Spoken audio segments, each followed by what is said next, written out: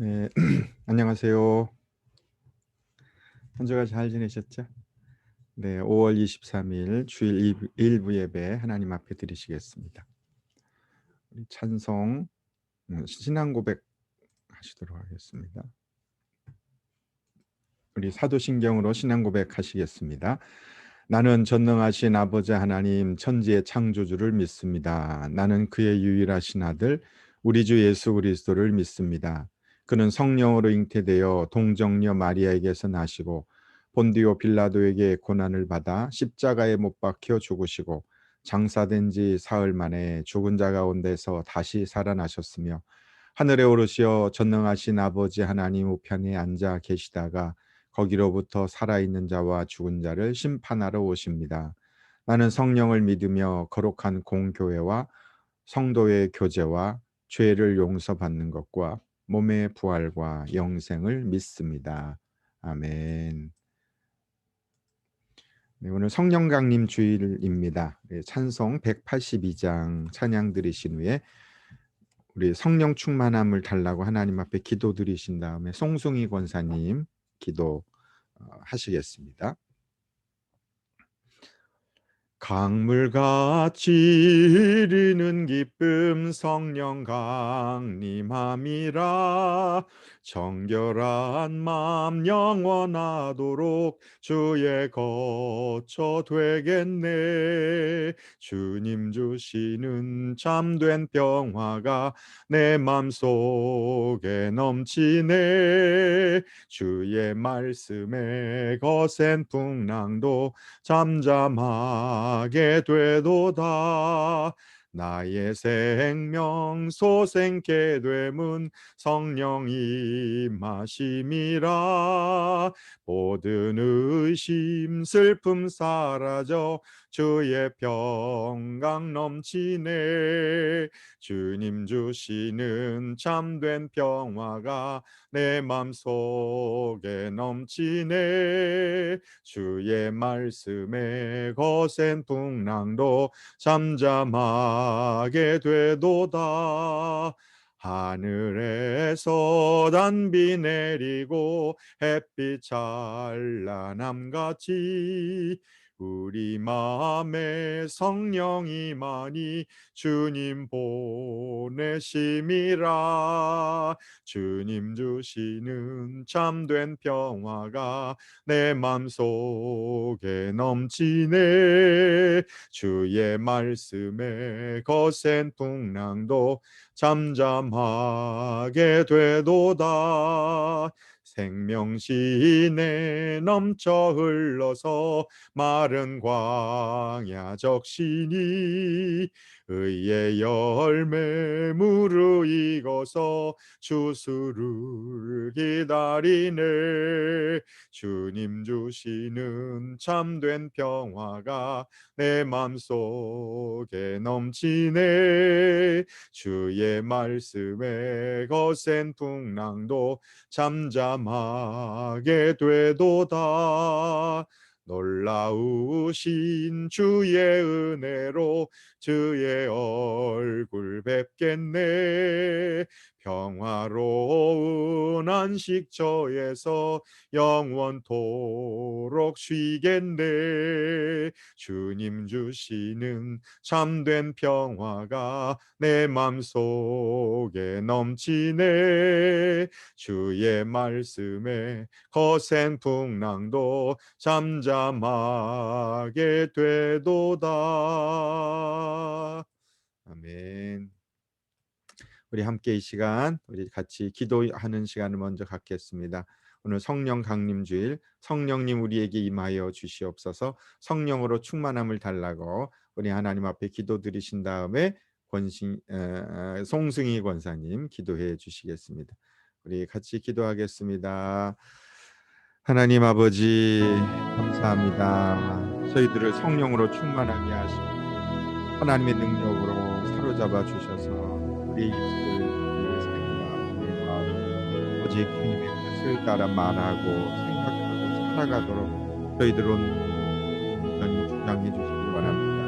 하나님 우리 안에 성령으로 충만함을 허락해 주십시오. 성령의 임재를 경험하며 성령의 인도함을 고통 가운데 살게 해주시고 말씀의 또 성령의 이끄심에 따라서 주님 나라에 들어가는 그날까지 주님 오시는 그날까지 하나님 거룩함으로 살아갈 수 있는 저희들 될 수 있도록 하나님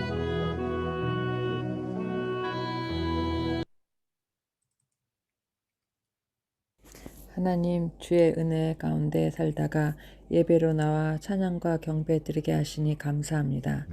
지난 주간 우리가 삶 가운데 알게 모르게 잘못한 일이 있다면 이 시간 용서하여 주시옵소서. 주님, 세상은 지금 전쟁과 질병으로 인해 어려운 곳이 있습니다. 평강과 치유가 임하기를 기도합니다. 그들이 상황이 어떠하든지 평범한 이들의 희생이 너무 많은 것을 봅니다. 중단하게 하시고 화해와 서로의 용서가 있게 도와주옵소서. 평화를 이루게 하여 주시옵소서. 안디옥 교회를 살아가시는 주님, 우리 교회가 세상을 위한 기도와 전도의 사명이 있는 교회 되게 하여 주시옵소서. 또한 가정교회 역할을 온전히 잘 감당하게 하시고 목자의 사명을 잘 감당하게 하셔서 VIP가 늘어나게 하시고 그들이 교회 안에 잘 안착할 수 있도록 도와주시옵소서. 목자 목녀들에게 주님의 은혜가 늘 충만하게 하시고 그들의 헌신이 헛되지 않게 하여 주시옵소서. 사랑하는 우리의 자녀들 한 사람 한 사람 기억하여 주시고 그들이 빛으로서 감당하여야 할 것들을 잘 이루어갈 수 있도록 교회 안의 기도가 늘 살아있게 하시고 주님이 그들과 함께 늘 동행하여 주옵소서. 교육하시는 두 분 전도사님께도 사랑과 평강을 허락하여 주시고 상황과 형편을 아시는 주님께서 모든 일에 협력하여 선을 이루게 도와주옵소서. 말씀을 전하실 담임 목사님이신 임만구 목사님께 말씀의 능력과 성령 충만을 허락하여 주시고 동역하시는 현사모님께 동일한 은혜와 두 분의 건강을 늘 지켜주시옵소서. 오늘도 성령이 온전히 임하시는 예배 되길 원하오며 예수님의 이름으로 기도드립니다. 아멘.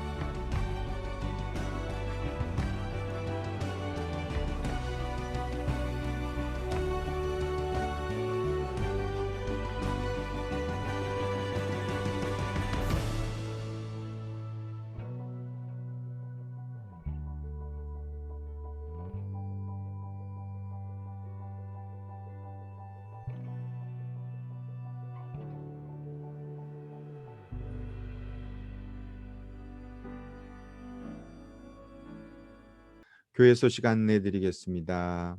오늘과 다음 주일은 솔로몬 목장과 살라티카 목장에서 섬겨 주십니다. 오늘 초원지기 모임이 있습니다. 원선이 정명숙 목자 목녀님, 또 남철라 박은영 목자 목녀님, 그리고 예비로 또 앞으로 우리 목장이 더 늘어나서 분가를 하면 또 이종혁 김선정 목자 목녀님이 섬기면 좋겠다 이런 생각이 들어서 이렇게 세 가정 저희 집에서 특강 가지도록 하겠습니다. 시드니 수정교회 초원지기이신 김창대 목자님이 줌으로 섬겨 주십니다. 믿음 초원 모임 다음 주일에 있습니다. 어, 다음 주일에 목자 임명하겠습니다. 최봉환 송초롱 집사님께서 이렇게 목자 목녀를 헌신해 주셨습니다. 얼마나 감사한지 모르겠습니다. 그리고 파푸아일로피 목장 이제 분가식 다음 주에 함께 하도록 임명하고 그리고 분가식 하겠습니다. 그래서 파푸아일로피 기존 목장의 목원인 최봉환 송초롱 구경진 이지호 원종석 김희경이 세 가정은 최봉환 송초롱 집사님이 섬겨주시고 분가해서, 그리고 남찰라 기존 목자이신 남찰라 박은영 집사님은 VIP를 또 섬기고겠다고 하는 그런 마음의 결단을 가지시고 지금 한 가정 이창욱 형제님 가정과 함께 또 앞으로 섬기려고 하는 두 가정이 VIP가 있으시답니다. 그래서 VIP를 섬기는 목장으로 영원 구원하는 사명을 감당하겠다고 이렇게 분립 개척을 하는데, 이제 기존 목원들은 그 목장에 있는 목원이 이제 목자가 되어서 섬기고 본인은 이제 따로 나와 가지고 혼자서 VIP와 함께 개척을 하겠다고 하셔서 얼마나 감사한지 모르겠습니다. 이게 교회의 모습인 것 같습니다. 그러니까 교회로 말하면 담임 목사가 그 교회를 놓고 이제 본인이 개척을 해서 본인이 경험이 많으니까 할 수 있다 이런 상황인 것이죠. 얼마나 바람직하고 감사한지 모르겠습니다. 네. 축복하고 다음 주에 목자 목녀로 임명받는 최봉환 송초롱 또 기호 예지 그 가정 우리 축복해 주시면서 작은 선물 하나라도 이렇게 목장 섬기면서 섬길 수 있는 그런 하여튼 뭐라도 고무장갑 하나라도 냄비 하나라도 이렇게 섬겨 주시면서 축복해 주시면 감사하겠습니다. 분가식 다음 주에 은혜 가운데 교회가 또 하나 세워지는 것이니까 얼마나 감사한지 모르겠습니다. 교회를 많이 세웠으면 좋겠습니다. 가정교회를. 예수 영접 모임 다음 주에 하겠습니다. 못하신 분들 참석하시기 바랍니다. 우리 전도사님들께서도 하지 않으신 분들은 예수 영접 모임 함께 참석하시기 바랍니다. 생명선 성경 공부 6월 20일부터 시작하는데 주일반 또 6월 23일 수요일 오전반 저녁반 그렇게 하도록 13주 동안 하겠습니다. 안디옥 교회 성도라면 꼭 이 가정교회에서 하는 필수 과목입니다. 첫 번째, 생명이선 성경 공부 꼭 들으셔야 하니까 현사라 사모님 앞에 사모님께 신청하실 수 있기를 바랍니다. 매주일 10시 40분에 중보기도 모임이 있습니다. 함께 기도하시기를 바랍니다. 오늘 목회 칼럼 성령 체험은 어떻게 하는가라는 내용 실었습니다. 최영기 목사님의 글인데요. 꼭 한번 읽어보시기를 바랍니다.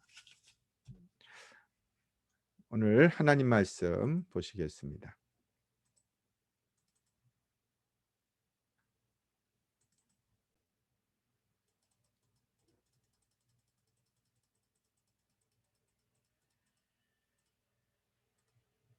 우리 축복 가까이 옆에 있는 분에게 하늘 복 많이 받으세요. 하늘 복 많이 받으세요. 하늘 복 많이 누리십시오. 예, 감사합니다. 성경 에베소서 5장 5절에서 14절 말씀입니다. 우리 같이 읽으시겠습니다. 시작. 여러분은 이것을 확실히 알아두십시오. 음행하는 자나 행실이 더러운 자나 탐욕을 부리는 자는 우상 숭배자여서 그리스도와 하나님의 나라를 상속받을 몫이 없습니다. 여러분은 아무에게도 헛된 말로 속아 넘어가지 마십시오.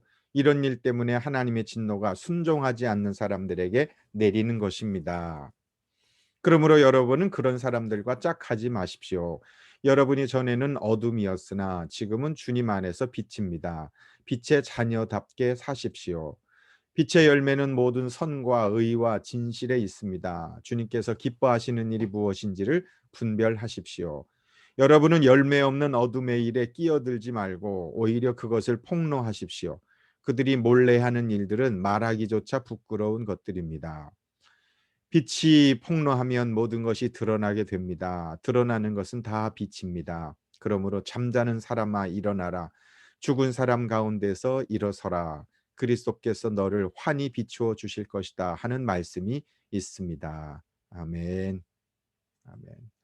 오늘 빛의 자녀답게 사십시오라는 제목으로 하나님 말씀 전하도록 하겠습니다.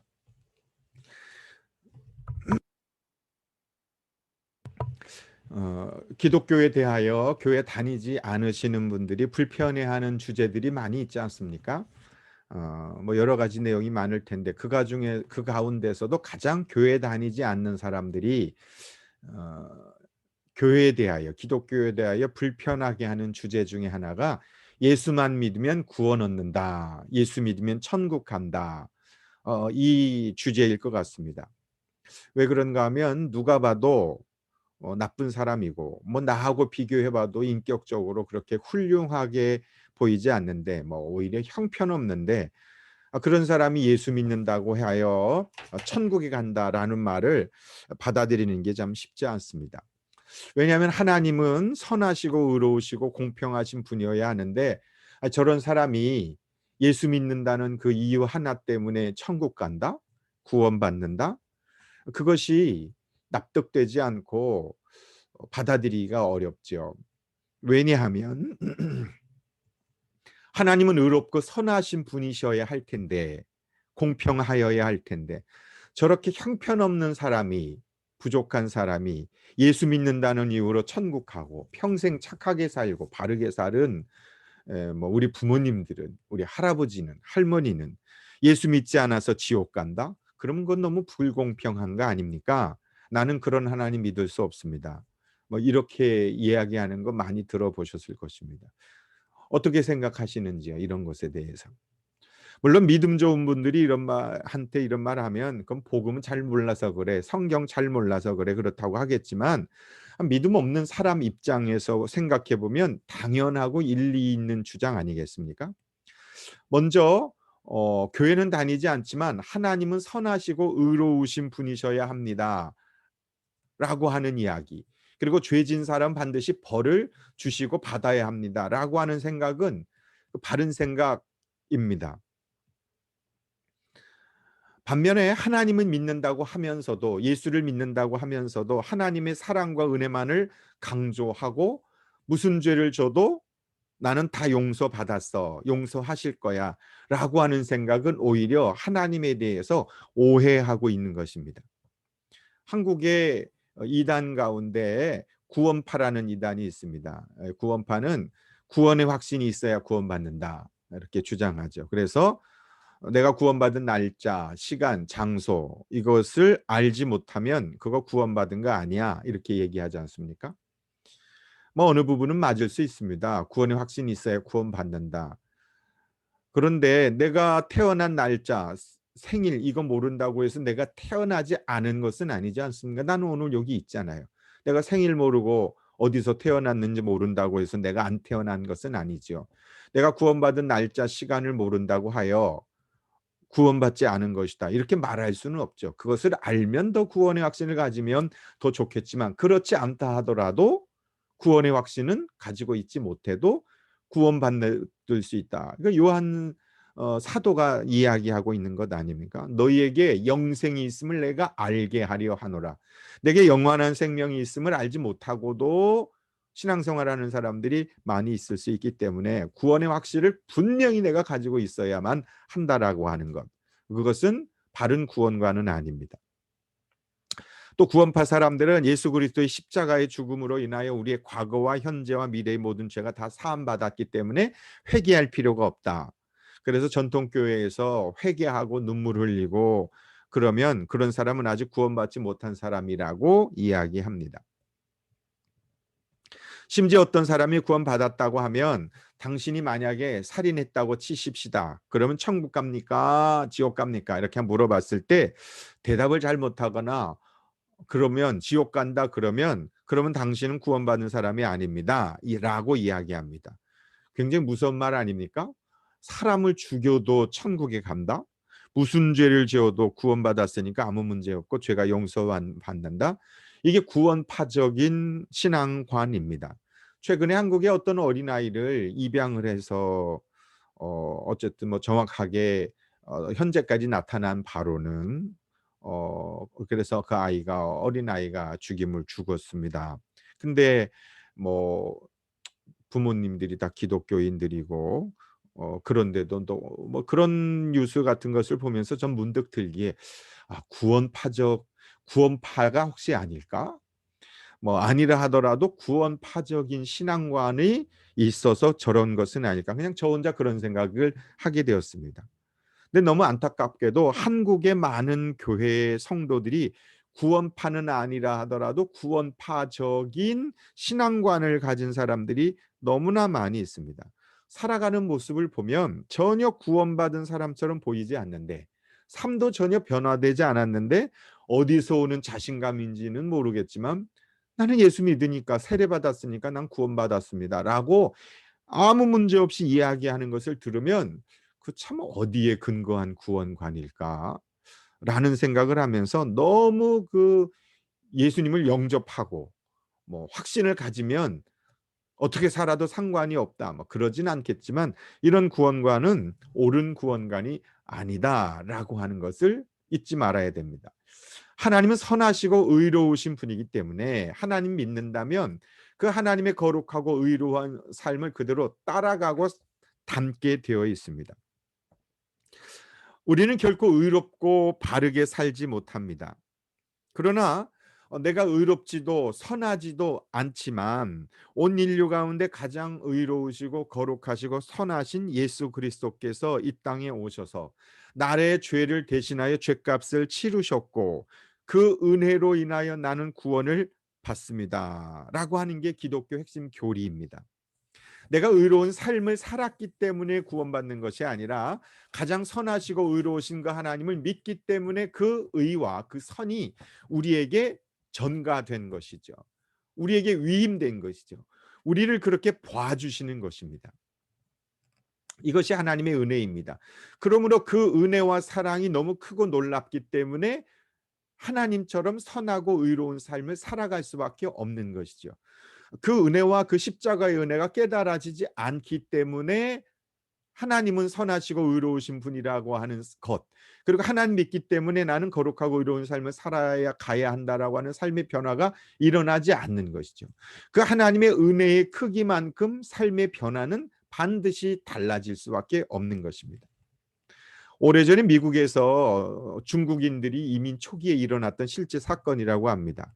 중국의 어떤 가정이 뭐 쌍둥이 아들인지 하여튼 두 아들을 데리고 미국으로 이민 갔는데 바쁜 이민 생활 때문에 두 아들을 잘 돌보지 못했습니다. 근데 큰 아들은 공부도 열심히 하고 해서 잘 성장하는데 둘째 아들은 삐뚤어져서 마약에 도박에 방탕한 삶을 살았답니다. 부모님이 걱정이 많았겠죠. 나이가 들어 돌아가시갈 되어서 큰 형한테 네 동생 좀 이 부모 대신 잘 보살펴라. 걔가 자꾸 삐뚤어지고 잘못된 길로 가서 마음이 아프다. 걱정이 된다.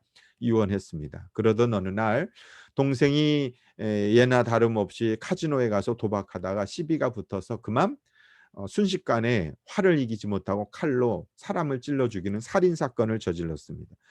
본인도 당황스러운 상황 속에서 엉겁결에 저지르진 우발적 범죄였기 때문에 피투성이가 된 몸으로 집으로 도망을 갔습니다.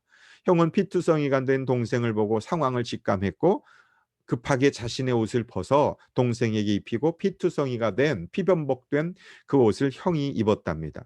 잠시 후 경찰이 들이닥쳤고 피범벅된 옷을 입은 형은 두말할 것도 없이 현장 범인으로서 체포가 되어 재판에 넘겨졌고 사형 선고를 받고 얼마 후 사형 집행을 당했답니다. 동생은 형이 자신을 살리고 죽었음을 연락받고 판사에게 찾아가 자신이 진짜 범인이고 형은 나를 대신해서 그렇게 내 옷을 입고 범인인 채 한 것뿐이라고 하소연했지만 이미 사형 집행 당함으로 벌 받았기 때문에 돌이킬 수 없다라는 이야기를 듣고 그 형이 대신해서 사형을 당함으로 생명을 건진 그 동생이 집으로 돌아와서 어떤 삶을 살게 되었을까요? 어, 형이 나를 대신해서 자신의 옷을 입고 죽었기 때문에 아마 제정신이라면, 형을 정말 사랑한다면 형이 자신에게, 부모님이 자신에게 맡겨 주신 그 아름다운 삶을 최선을 다해서 바르게 살아가게 되지 않겠습니까? 그것이 인간으로서 마땅한 동생으로서의 행동의 변화일 것입니다.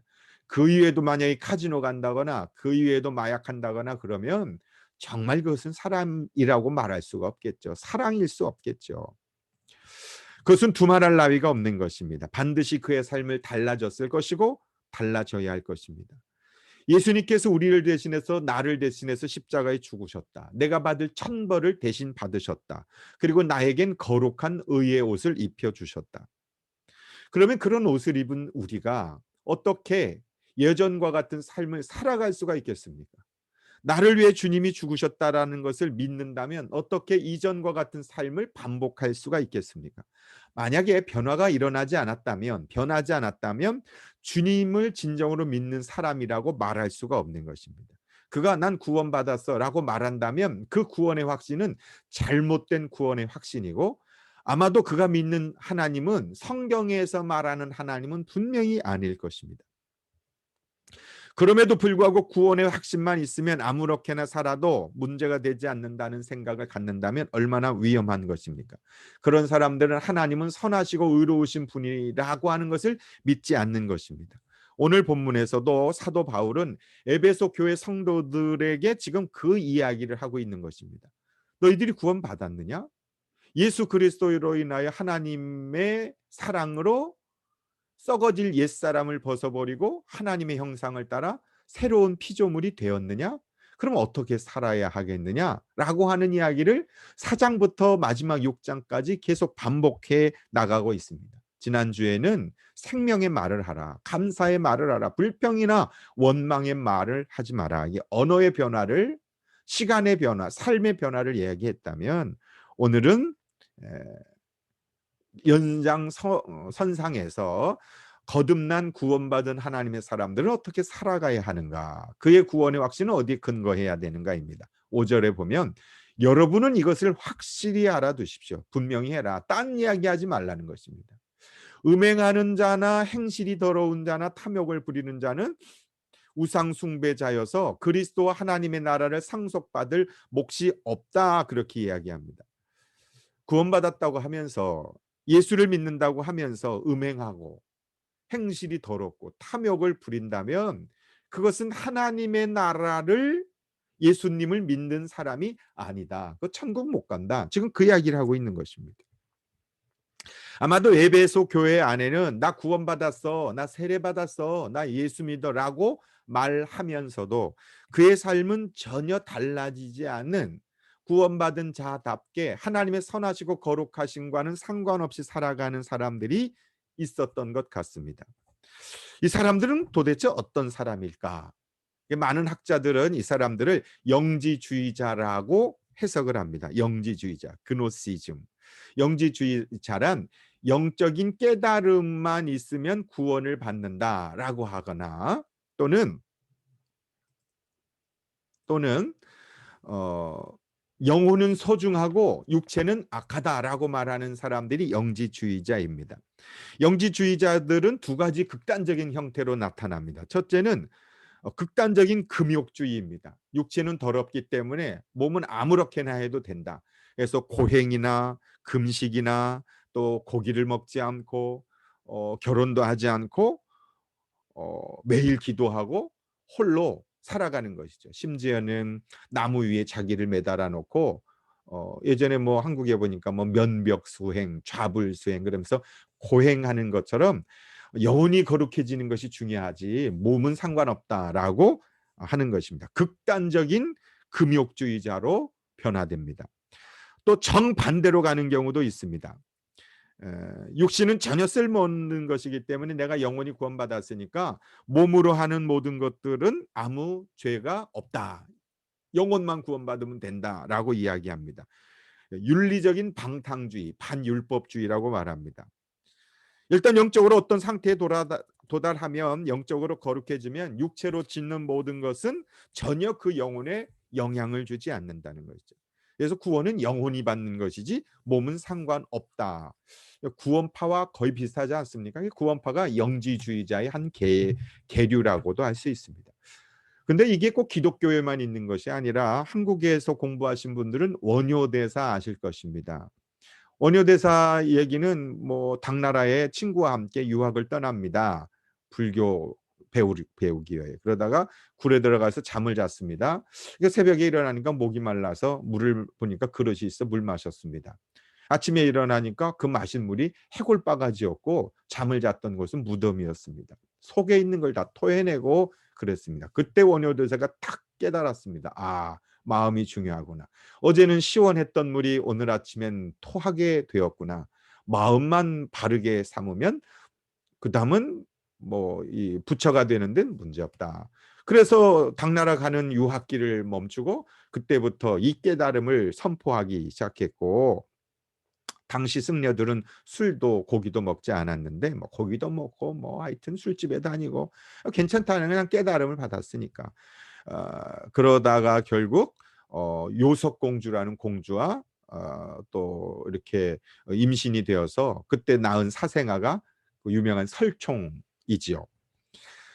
이 영지주의적 사고입니다. 몸은 아무렇게 놔도 상관없다. 영혼만 구원받으면 된다. 근데 이런 영지주의적 기독교 신앙관을 가진 예수를 믿는 사람들이 교회 안에 너무 많다. 뭐 교회 잘못이죠.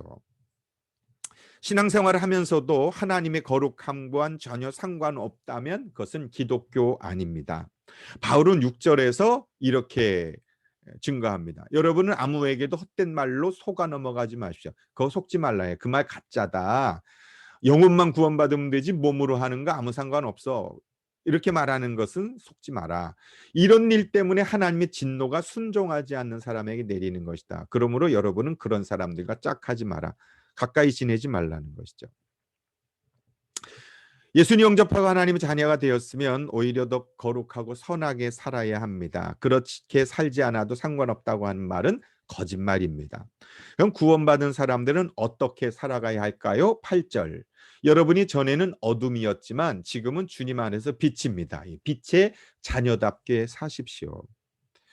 하나님은 의로우신 분, 죄가 없으신 분이니까 이제 예전에 살던 그 어둠 속에 살던 죄악된 삶을 이제는 끊어내고 바르게 빛 가운데 빛의 자녀답게 살아가라라고 이야기합니다. 왜 우리는 빛의 자녀로 살아가야 할까요? 세 가지를 설명합니다. 어둠에 있지 마라, 죄 짓지 마라, 빛의 자녀로 살아야 한다. 첫째는요, 죄는 하나님의 진노를 가져오기 때문에 죄를 멀리하라 말합니다. 여러분 아무에게도 헛된 말로 속아 넘어가지 마십시오. 이런 일 때문에 하나님의 진노가 순종하지 않는 사람에게 내리는 것입니다. 하나님의 진노를, 죄는 하나님의 진노를 가져옵니다.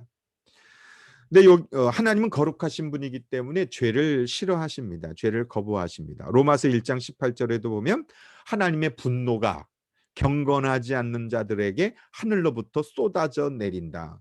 하나님은요, 죄에 대해서 그냥 두시지 않고 반드시 화를 내시고 분노하시고 심판하십니다. 그런데 그러면 예수 믿는 우리들은 어떻게 되나? 우리에게도 하나님의 진노가 임하나? 예수 믿는 우리들에게는 하나님의 진노가 임하지는 않습니다. 로마서 5장 9절에 보면 그러므로 지금 우리가 그리스도의 피로 의롭게 되었으니 그리스도로 말미암아 하나님의 진노에서 구원을 얻으리라는 것을 더욱 확실합니다. 그래서 하나님의 진노와 하나님의 징계를 구별할 수 있어야 합니다. 하나님께서는 하나님의 자녀들에게, 우리들에게 쏟아져 내릴 그 하나님의 진노의 잔을 예수 그리스도께 쏟아 부으셨습니다. 그래서 겟세마네 동산에서 이 잔을 내게서 지나가게 하옵소서, 그 잔이 바로 하나님의 진노의 잔입니다. 인류에게 그 죄의 대가로 쏟아 부으셔야만 하는 하나님의 심판의 진노, 하나님의 분노, 예수 그리스도께서 다 받아 마시셨고, 그 예수 그리스도를 나의 주님으로 영접하고 믿을 때 우리에게 쏟아져 내릴 진노가 주님의 은혜로 용서함 받게 되는 것이죠. 하나님의 진노 대신에 하나님의 자녀들에게는 죄를 지으면 징계가 임합니다. 징계. 그래서 성경에는 진노와 징계를 구분합니다. 히브리서 12장 6절에 보면 하나님께서는 사랑하시는 사람을 징계하시고, 진노가 아닙니다. 이 진노는 죄로 인하여 나타나는 근원적 원죄적 죄입니다. 하나님께서는 사랑하는 사람을, 자녀들을 징계하신다. 채찍질하신다. 징계를 받을 때 참아내라. 하나님께서는 자녀에게 대하듯이 여러분에게 대하십니다. 아버지가 징계하지 않는 자녀가 어디 있겠습니까?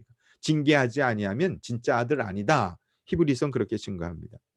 하나님의 자녀들에게 내리는 것은 사랑의 매입니다.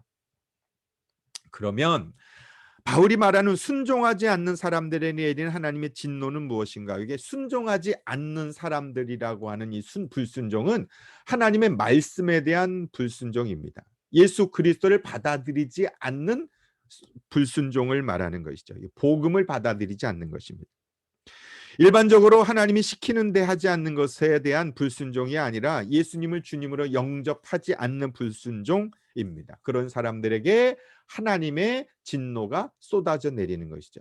그러면 난 예수님 영접했다라고 말한다고 하면 그럼 진노가 임하지 않는 것인가? 그게 아니다라는 것을 말하는 것이죠. 정말 예수님을 영접했다면, 하나님의 의와 거룩하심으로 지으심을 새 사람을 입었다면, 그러면 그런 삶을 반드시 살게 되어 있습니다. 만약 그렇지 않다면 그가 정말 예수 그리스도를 주님으로 영접한 것인가에 대하여 다시 질문해 봐야 한다는 것입니다. 그래서 하나님의 진노가 순종하지 않는 사람들에게 내린다, 이 말씀은 현재형으로 되어 있습니다. 앞으로가 아니라 하나님의 진노가 예수님을 주님으로 영접하지 않는, 순종하지 않는 사람들에게 지금 임하고 있다라는 것이죠. 쉽게 말하면 죄의 결과가 그의 삶 가운데 나타나게 된다, 이런 뜻입니다. 예를 들면 뜨거운 난로에 손을 대면 화상을 입습니다. 그렇죠? 금방 물집이 생겨 뜨거 하고 손을 떼게 되지 않습니까? 근데 하나님께서 뜨거운 난로에 가까이 하지 말라고 했지만 하셨어요. 근데 가까이 가서 만졌어요. 그러면 물집이, 하나님께서 물집이 생기게 하시는 것이 아니고 이미 난로에 손을 대는 순간 손에 물집이 생깁니다. 죄가 똑같습니다. 죄 그 자체에 하나님의 진노가 그 죄 안에 있는 것입니다. 독약이 있다고 해보십시오. 독약을 먹으면 하나님께서 너 독약 먹었어? 너 이제 죽인다. 그리고 하나님이 독약을 먹고 난 다음에 죽임을 주는 것이 아닙니다. 독약을 먹자마자 바로 몸에 반응이 나타나는 거죠. 독약 자체에 독이 있어서 먹으면 죽는 것입니다. 죄는 그 죄 자체에 하나님의 진노하심이 포함되어 있습니다. 그래서 죄를 지으면 하나님이 벌 주시는 것이 아니라 죄 그 자체로 인하여 하나님의 진노를 당할 수밖에 없습니다. 그런데 하나님의 그 진노하심을 예수 그리스도께서 대신 가져가셨기 때문에 우리는 죄로 인한 진노하심이 아니라 그 죄를 지으면 죄에 대한 징계를 받게 되는 것이죠. 그래서 구원받았으니 아무렇게나 살아도 된다라고 하는 것, 그것도 잘못이고, 또 이 복음을 받아들이지 않으므로 죄를 짓고 살아가는, 그러면 하나님의 진노를 당하는 것도 당연한 것입니다. 여기에서 그럼 저 사람이 당하는 저 고통은 하나님의 진노하심인가 하나님의 징계하심인가? 그것은 우리는 알 수 없습니다. 하나님이 징계하시는 것인가 하나님의 진노 가운데 있는 것인가 우리는 모르고 하나님만이 아십니다. 왜냐하면 그의 구원의 최종적 결론은 하나님께 있기 때문에 그렇습니다. 그래서 중요한 것은 가족들이, 이웃이 나로 인해 고통을 당하고 괴로워함에도 불구하고 아무렇지도 않게 죄를 짓는다면 그런 말에 속아 넘어가지 말라. 오히려 죄 짓는 것을 즐거워하고 하나님이 싫어하는 죄악된 삶을 살아가면서도 죄책감 없이 하나님은 나를 사랑하셔, 나를 용서하셨어, 나를 구원해 주셨어 라고 이야기하는 사람이 있다면 그런 사람 가까이 하지 말라는 것이죠. 왜냐하면 날로 가까이 하면 나도 그 열에 데일 수밖에 없습니다. 독약 들고 있는 사람 가까이 가면 독이 튀면 나도 해를 입게 돼 있습니다. 그래서 그런 사람들하고 짝짓지 마라. 죄 짓는 것을 아무렇지도 않게, 또 죄를 습관적으로 짓고 하나님의 진노하심을 두려워하지 않는, 하나님의 징계를 두려워하지 않고 반복적으로 그 죄악 가운데 살아가는 사람은 반드시 옆에 있는 사람들에게도 영향이 올 수 있다. 그래서 하나님의 자녀들은 죄를 멀리 해야 합니다. 죄에는 하나님의 진노하심이, 하나님의 징계가 있기 때문에 그렇습니다. 예수 믿으면 그래서 무조건 복 받는다. 예수 믿으면 형통한다. 하나님은 사랑하시기 때문에 우리 죄를 무조건 용서하신다. 이런 싸구려 복음의 마음 빼앗기지 말고, 죄 지으면 죄에 대한 대가가 있습니다. 징계가 있습니다. 그러므로 하나님의 자녀는 빛의 자녀로 살아가야 합니다. 하나님의 진노와 하나님의 징계가 있기 때문에 그렇습니다. 두 번째, 왜 우리가 죄를 멀리해야 되냐면, 죄는 아무 열매가 없기 때문에 그렇습니다. 11절에 보니까 여러분은 열매 없는 어둠의 일에 끼어들지 말고 오히려 그것을 폭로하십시오. 열매 없는 어둠의 일에 끼어들지 말라. 같이 하지 마라. 이제는 간섭하지 말라는 것이죠. 열매가 없는 어둠의 일이 무엇인가 하면, 겉으로 보면 좋을 것 같지만 실제로는 좋지 않은 것을 말합니다. 아무리 목이 말라도 바닷물 마시면 그것은 죽는 것입니다. 왜냐하면 사람의 몸의 염도보다 바닷물이 더 높기 때문에, 그러니까 결국은 이게 탈수 현상 지나서 몸에 이 모든 수분이 다 빠져나가기 때문에 결국 그래서 물이 몸에 없어지니까 그래서 죽게 되는 것이죠. 죄가 꼭 같습니다. 우리들의 욕망을 채워질 것처럼 유혹하지만, 죄는 지으면 지을수록, 죄의 행동은 어둠의 일은 하면 할수록 점점 더 깊어질 수밖에 없습니다. 죄는 결코 만족을 주지 못합니다. 저는 설교를 준비하거나 또 성경 공부를 하거나 해서 책상에 앉아 있는 시간이 거의 대부분입니다. 그런데 이렇게 준비하고 책을 읽다가도 이렇게 핸드폰에 진동이 있거나 그러면 금방 이제 얼굴이, 요거 잠깐 문자만 좀 확인해야지 하는데, 그 문자만 한번 확인해야지가 어느 순간 유튜브도 보고 이메일도 보고 또 카톡도 보고 그러다 보니까 훌쩍 1시간이 지나가는 경우가 참 많습니다. 나 유튜브 요거 하나만 봐야지 그러는데 그 계속 연달아 있는 그 뒤에 이렇게 보다가 시간을 가는 경우가 참 많습니다. 유튜브를 보거나 핸드폰 하는 것은 죄라고 말할 수는 없지만, 사람의 욕심이 그와 같다는 것이죠. 한 번만 5분만이 50분이 되고 그것이 5시간이 되고 계속 하게 될 수밖에 없습니다. 제가 한국의 삼본이라는 곳에 살았는데, 멀지 않는 곳에 과천이 있습니다. 과천은 경마장으로 유명합니다. 제가 아이들 데리고 두세 번 간 것 같아요. 말 구경하려고. 저기는 뭐 하는 데인가, 난생 처음 이제 갔는데 사람들이 너무너무 엄청나게 많더라고요. 근데 보니까 써가지고 이렇게 내면, 돈을 내면 표를 받고 막 소리를 지르고, 그래서 저도 한번 해보고 싶어서, 근데 어떻게 하는지를 몰라가지고 옆에 있는 분에게 물었습니다. 이거 어떻게 하는 거예요? 그랬더니 저를 이렇게 쳐다보더니, 한 번도 안 했으면 하지 마세요. 그러고 가더라고요. 그래서 참 자기만 재밌게 놀려고 나는 못하게 하려고 그러나? 근데 했는데, 제가 높은 등수는 아닌데 하여튼 됐어요. 그걸 내자마자 조금 전에 얼마 안 돼, 한 몇천 원, 1,000원 정도 했는데 몇만 원이 갑자기 나오는 거예요. 정신이 확 도는 거예요, 제가. 근데 옆에 보니까 돈다발을 그냥 이렇게, 그냥 그 종이를 내면 돈다발을 받더라고요. 그때부터 저는 계속해서 경마장 가서 살지는 않고 2번 더 간 것 같습니다. 그러고 여기 정말 올 때가 아니구나. 근데 생각이 났습니다.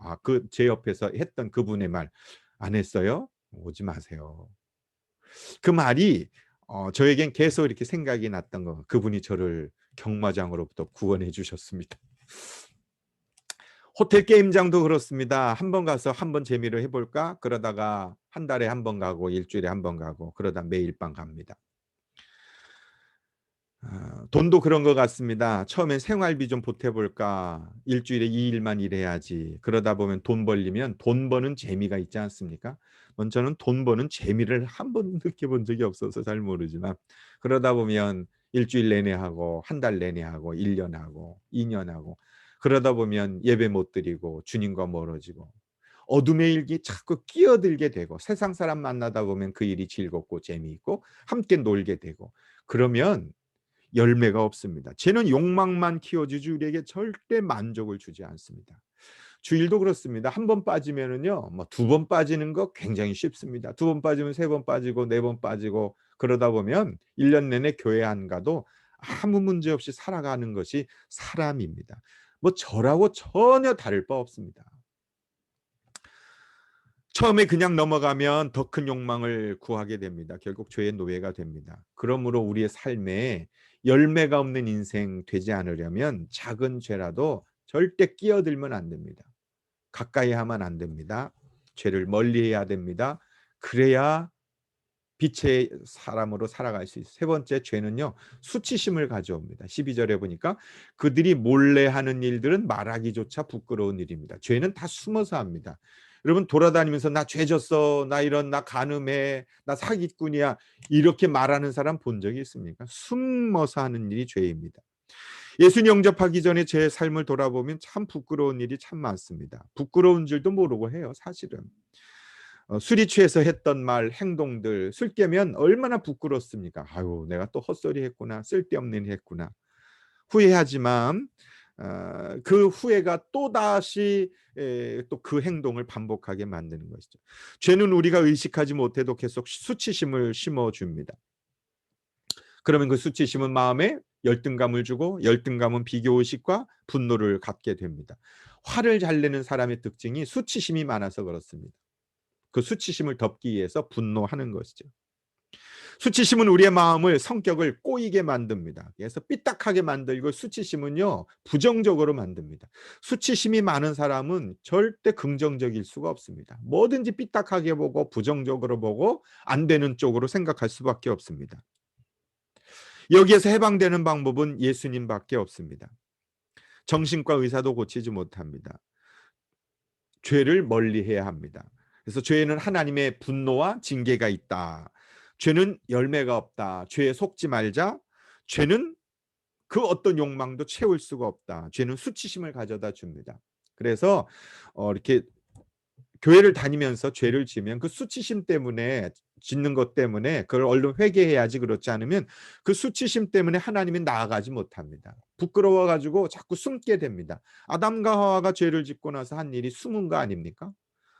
어디에 있느냐? 하나님이 두려워서 숨었습니다. 죄를 지으면 수치심 때문에 자꾸 멀리하고 도망가고 예배를 꺼리고 성경 읽는 게 싫고 기도하는 게 싫고 그러다 보면 점점 더 많은 죄악 가운데 빠지게 됩니다.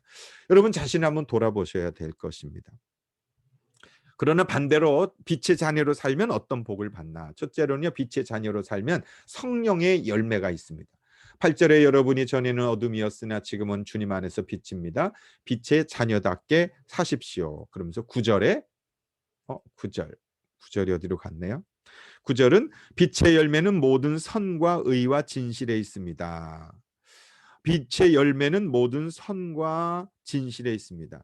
그래서 빛의 자녀로 살아가면 또 의와 선과 진실의 열매를 맺습니다. 이것이 결국 주님의 성품이 회복되는 거 아닙니까?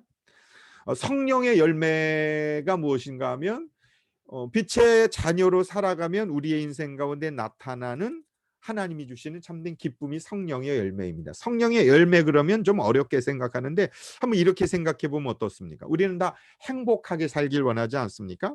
부부와 행복하고 자녀와 행복하고 또 가족들과 행복하고 성도들과 행복하게 살기를 원합니다. 행복한 게 뭘까요? 서로 사랑하고 이해하고 기뻐할 때 함께 기뻐하고 마음에 평안이 넘치고 혹시 잘못하고 실수해도 참아주고 격려해주고 아침에 나가는 남편한테 도시락 챙겨주고 집에 돌아오면 수고했어요 친절하게 대해주고 또 남편은 집안 청소 도와주고 설거지 도와주고 또 쓰레기 버려주는 일을 하면 그 행복한 거죠. 내가 사랑받고 있구나 느껴지고 말할 때 부드럽게 말하고 약속하면 잘 지키고 화나도 언성 높이지 않고 좋은 말로 타이르고 술이나 도박이나 게임 운동에 빠져서 가정을 등한시하지 않고 잘 절제하고 그러면 행복해지지요. 그것이 바로 성령의 열매이고 그것이 하나님의 형상을 회복하는 것입니다. 이것을 갈라디아서 5장 22절에서 사랑과 기쁨과 화평과 인내와 친절과 선함과 신실과 온유와 절제이다. 그럼 행복하게 되는 것이죠. 하나님께서 우리에게 자꾸 성령으로 충만하려 그런 걸 우리를 불편하게 하시려는 것이 아니라 우리를 행복하게 하시려고 우리에게 말씀하시는 것입니다. 십계명을 우리에게 주신 이유는요, 우리를 불편하게 하는 것이 아니라 십계명을 지키면 행복할 수 있기 때문에 하나님 우리에게 말씀을 주신 것이죠.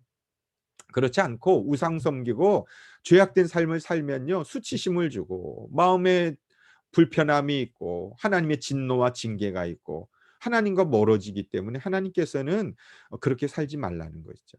그래서 빛의 자녀가 되면은요, 성령의 열매를 맺을 수 있습니다. 행복할 수 있습니다.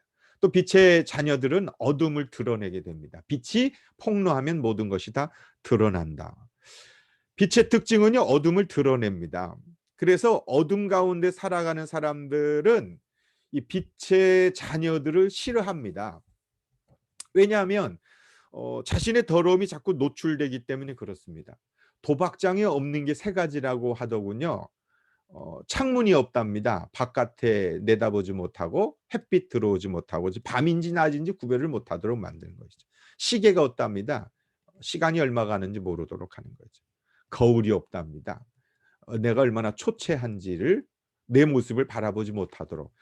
죄가 꼭 그렇습니다. 창문 없고 시계 없고 시간 내 인생이 어떻게 흘러가는지 모르고 내 모습 바라보지 못하고 말씀 바라보지 못하는 거죠. 4년 전에 저는 교회를 개척하기 전에 펍 청소 아내와 함께 했습니다. 난생 처음 들어간 펍 페인트가 까맣게 칠해져 있더라고요. 그 금요일 지나 토요일 날 새벽에 펍 청소하는 일이 얼마나 힘든지 모릅니다. 화장실에 토해 놓고 그거 막 변기 위에다가 막 해 놓고 하여튼 야. 네, 상상할 수 없는 더러움이었습니다. 왜 그렇게 깜깜하게 페인트를 칠해 놓는가? 어둠에 있으면 자기의 모습이 드러나지 않고 술집에 환하게 불을 켜 놓고 살아가는 거 보셨습니까?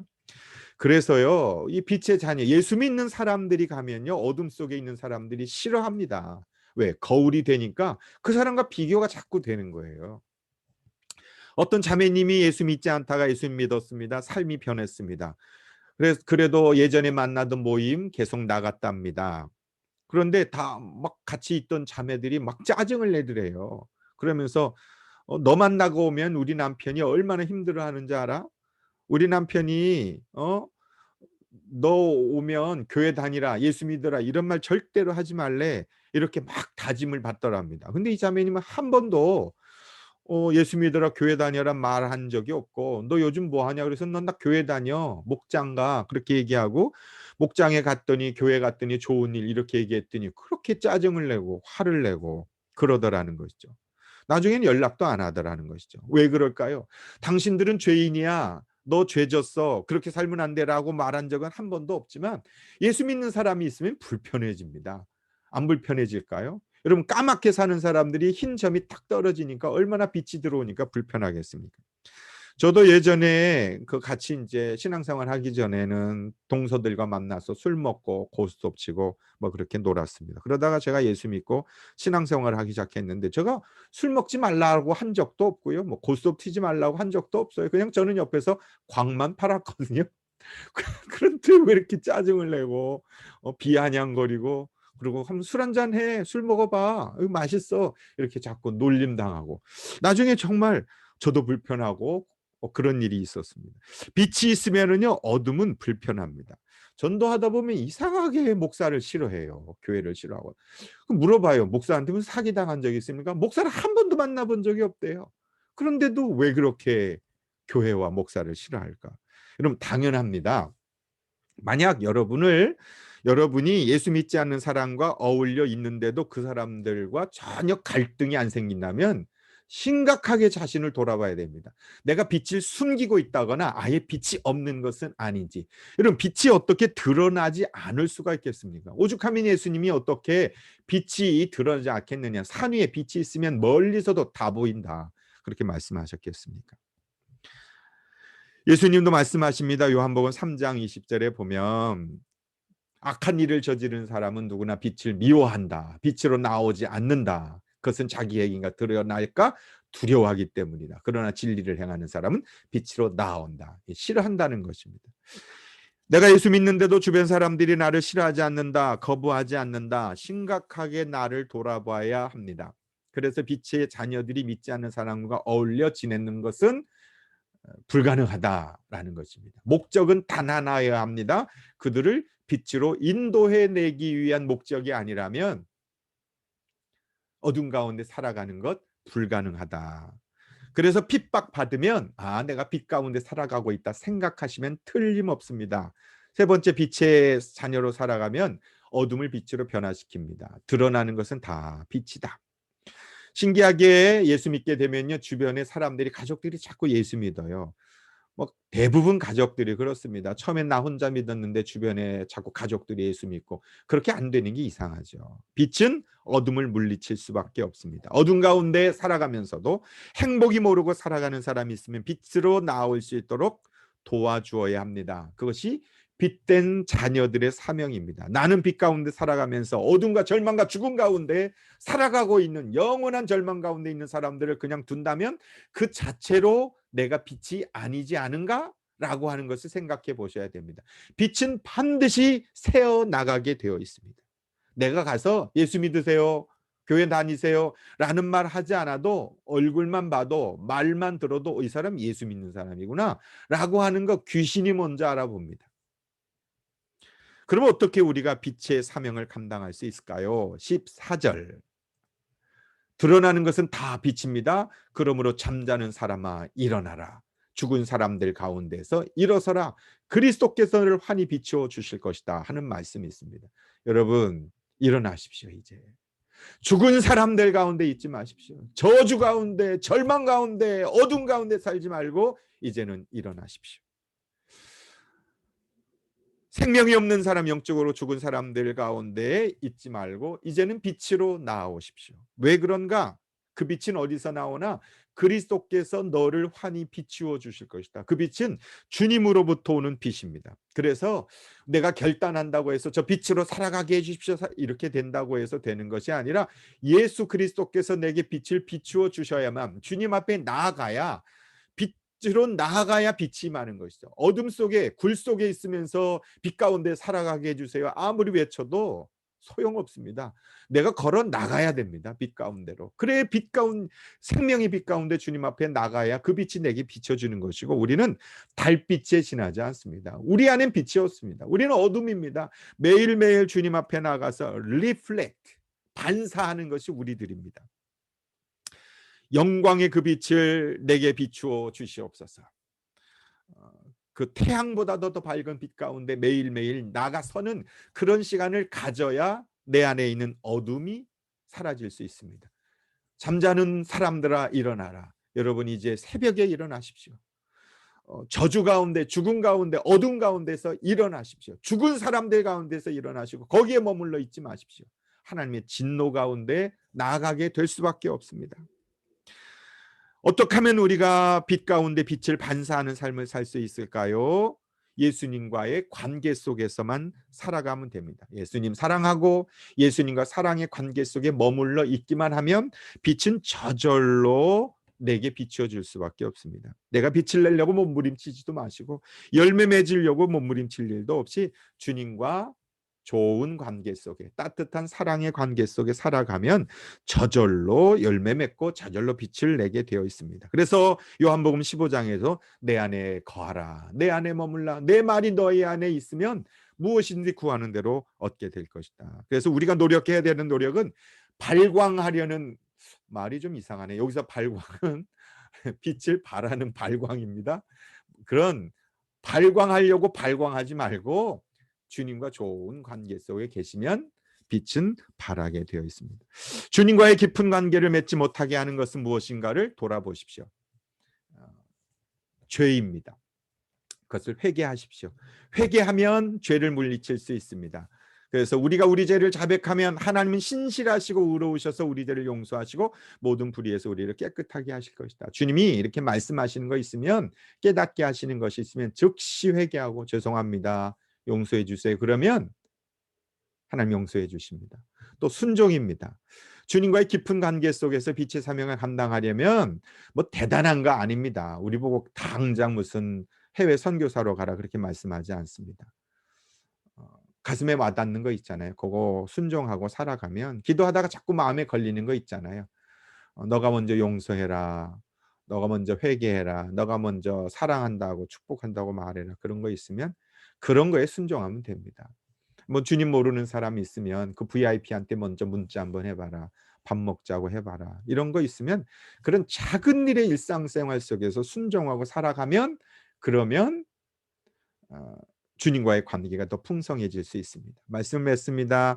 죄는 하나님의 진노를 가져옵니다. 죄에는 아무 열매가 없습니다. 죄는 수치심 가져옵니다. 빛의 자녀가 되면 성령의 열매가 있습니다. 빛의 자녀는 어둠을 드러냅니다. 빛의 자녀는 어둠을 빛으로 변화시킬 수 있습니다. 빛의 자녀로 살아가기 위해서 죄를 멀리해야 되는데 그 방법은 회개와 순종입니다. 기도하겠습니다.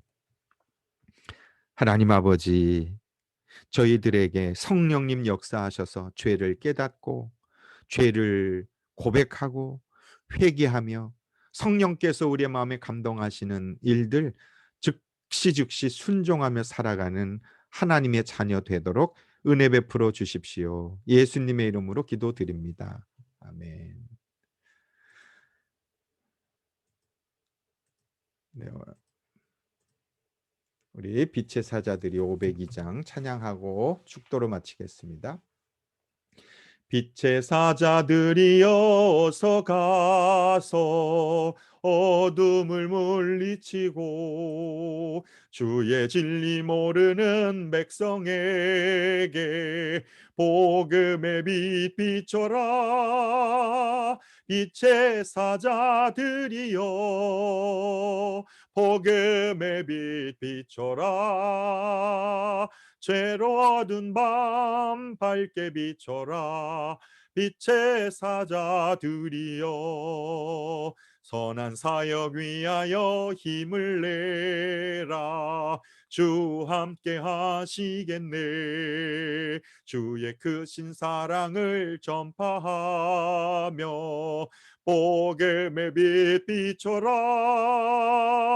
빛의 사자들이여 복음의 빛 비춰라. 죄로 어두운 밤 밝게 비춰라. 빛의 사자들이여 주님 부탁하신 말 순종하여 이 진리 전파하라. 산을 넘고 물 건너 힘을 다해 복음의 빛 비춰라. 빛의 사자들이여 복음의 빛 비춰라. 죄로 어두운 밤 밝게 비춰라. 빛의 사자들이여 동서남북 어디나 땅끝까지 주님만 의지하고 눈 어두워 못 보는 백성에게 복음의 빛 비춰라.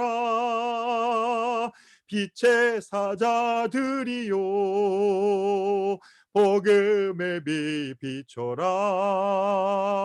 죄로 어두운 밤 밝게 비춰라. 빛의 사자들이여. 아멘. 기도하겠습니다. 지금은 우리 주 예수님의 은혜와 하나님의 사랑과 성령님의 임재하심이 빛의 자녀로 살아가기를 결단하며 어둠을 빛으로 변화시키기를 소망하는 우리 모든 하나님의 가족들 위해 지금부터 영원토록 함께 하시기를 간절히 축원하옵나이다. 아멘. 하나님 감사합니다. 주여, 이번 한 주간 빛의 사명을 감당하도록 저희들을 성령 충만함으로 역하여 주시옵소서.